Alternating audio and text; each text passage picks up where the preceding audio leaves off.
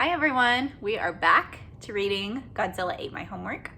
If you did not already listen to chapter 6 from yesterday's homework, please exit out of this assignment and go back to yesterday so that you can read chapter 6 before we move on to chapter 7.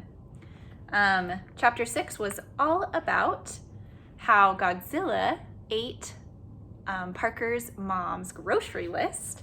And so Parker had to make a new grocery list that his mom was not too happy with, and now Parker is grounded. So we are moving on to chapter 7. It is called Trouble with a capital T. There were two good things about being sent to my room. First, Margaret could not make fun of me. Second, I could make sure Godzilla did not eat anything that he should not eat. By Sunday night, Mom was not mad anymore. But I was smart. I made sure to keep Godzilla out of sight. Monday morning, I said goodbye to Godzilla. Cindy and I walked to school. She patted me on the back when I told her about my weekend. I think hot dogs and pizza sound like good dinners, she said. I could always count on Cindy to make me feel better. Mr. Morris started every Monday with a practice spelling test. I missed most of the words. That meant that I had to practice them all week long for the final test on Friday. I wished I could be smart like Cindy. She only missed one word. Next, we had reading groups. I'm a good reader. This was my favorite part of the whole day. My reading group was reading a story about a boy who wanted to keep a dog he had found. I knew how the boy felt. After reading, we had science. Mr. Morris asked us to turn in our reports. I hopped up. Mine was in my pack. I did a great job on it. I wrote 3 paragraphs about guinea pigs. I dug in my backpack. Mr. Morris was waiting. So was everyone else. When I pulled out my math homework, I got a funny feeling in my stomach.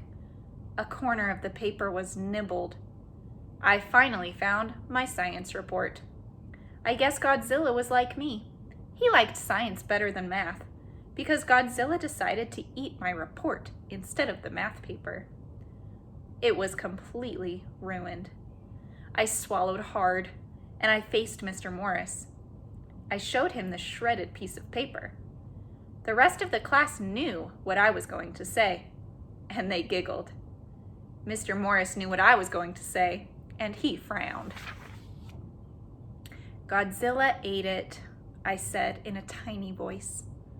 Mr. Morris shook his head. He picked up his grade book and his red grading pen.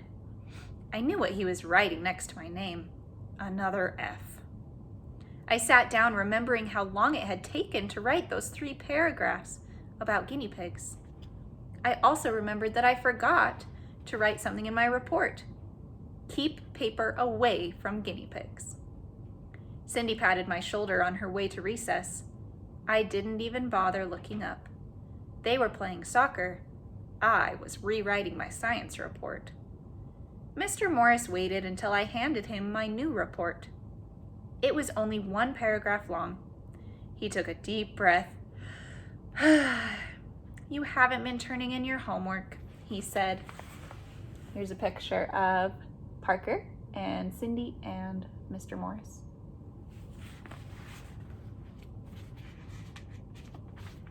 I nodded. I already knew that. I had missed 4 recesses because I didn't turn in my homework. Mr. Morris said, I'm worried about your grades. I did not know why he was worried. I was the one who was missing recess. I was the one who got Fs, not Mr. Morris. I would be the one who had to show the report card to my parents. And in my family, Fs meant trouble. Trouble with a capital T. I want to help you do better, Mr. Morris said. From now on, no more stories about Godzilla. I nodded again. The other second graders came back in from recess. I walked back to my desk and waited for the rest of the day to be over. What are you going to do? Cindy asked as we walked home. You can't keep missing recess.